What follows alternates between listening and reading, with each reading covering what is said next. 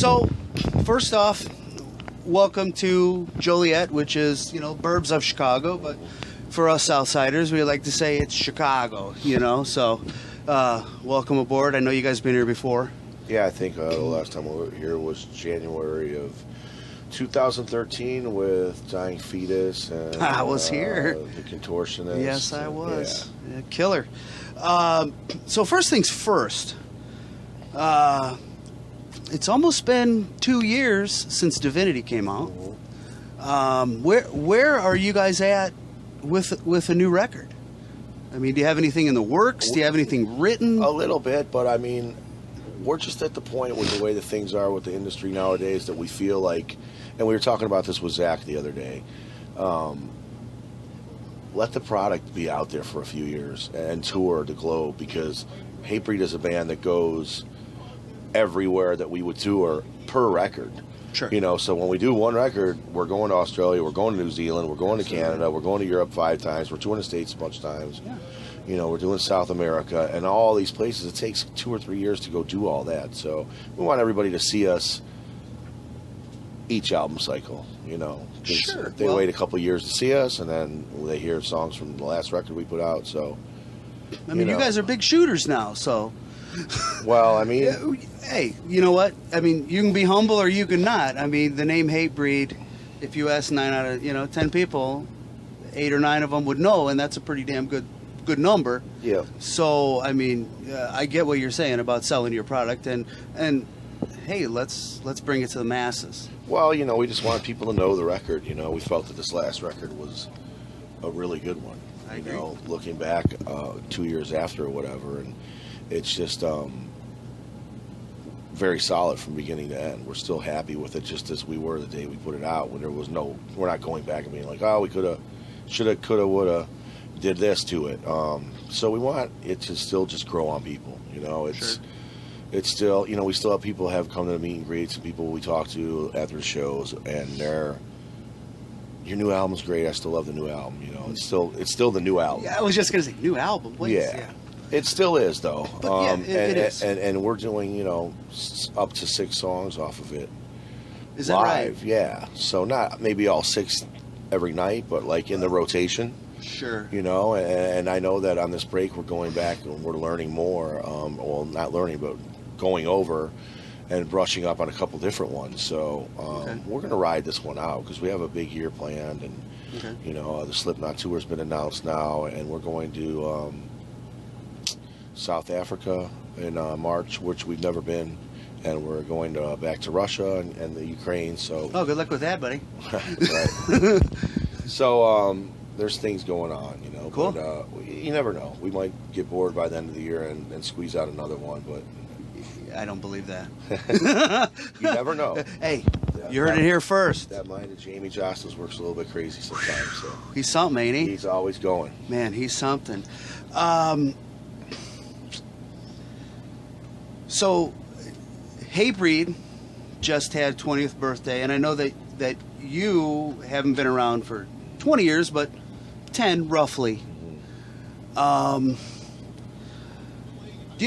you guys, I guess even more as a band, ever sit back and revel in the success and be like, man, we're not in a fucking van or a Sprinter. I mean, we're on a bus. We're doing meet and greets for, sometimes probably upwards to a couple hundred people, so on and so forth. You're going to South Africa, you're going to stay at Putin's house in the Ukraine. I mean, do you ever sit back and just kind of soak that in, or, I mean, when there's time to do that, I guess so. I mean, I can tell you that none of the guys thought when they started the band that it would be going this long and be so successful, because you're just, at that point, you're just friends of people that are in bands in the hardcore scenes that are playing on the weekend with the van they rented and playing in basements and sleeping at people's houses, and you're happy to have a floor. You're happy to just be able to do that. And then, you know, here we are, fast forward to 21 years later or whatever, and, you know, the band is, you know, has sold a couple million albums and had a Grammy nomination and all these things. And the singer was the host of Headbangers Ball and all this crazy stuff. So I think that when you take all that into consideration, it's pretty good, considering that it's just a small hardcore band from Connecticut that's grown into this monster that's kind of a, like you said before, like a brand name or a household name that people know and familiar with. Yeah, I mean, all those things being said, kudos. You know, like I said, you know, I know the history, and I know that you weren't back in those, you know, renting a van days, and maybe the end of it, but nonetheless, you've still put your stamp on this Hatebreed label as well. Yep. So kudos to you and the rest of the guys. I think a lot of it has to do with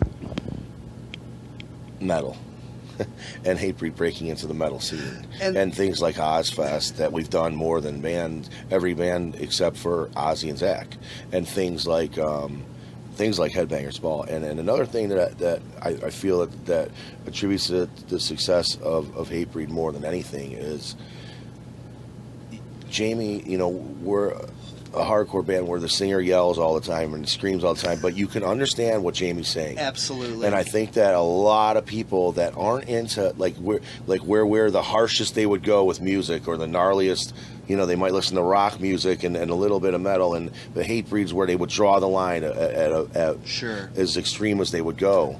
And I think a lot of it has to do with the clarity and everything. He might be up there yelling and stuff, but you can understand the words.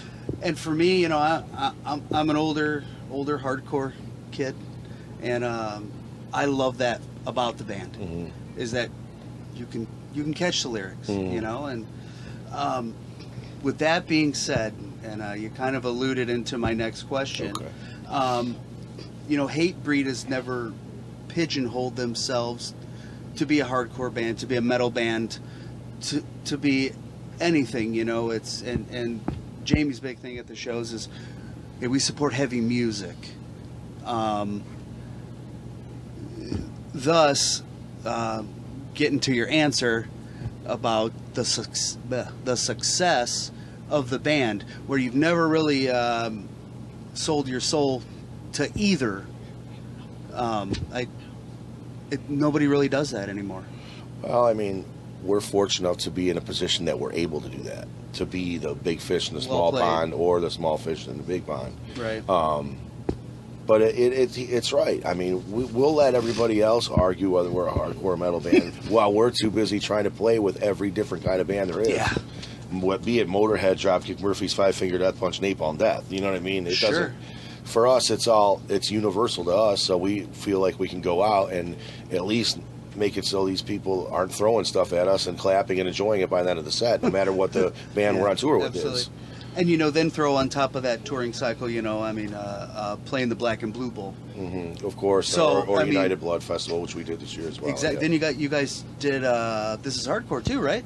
We haven't done that one. You have not done that? But I think Jamie might have did it. Oh, okay.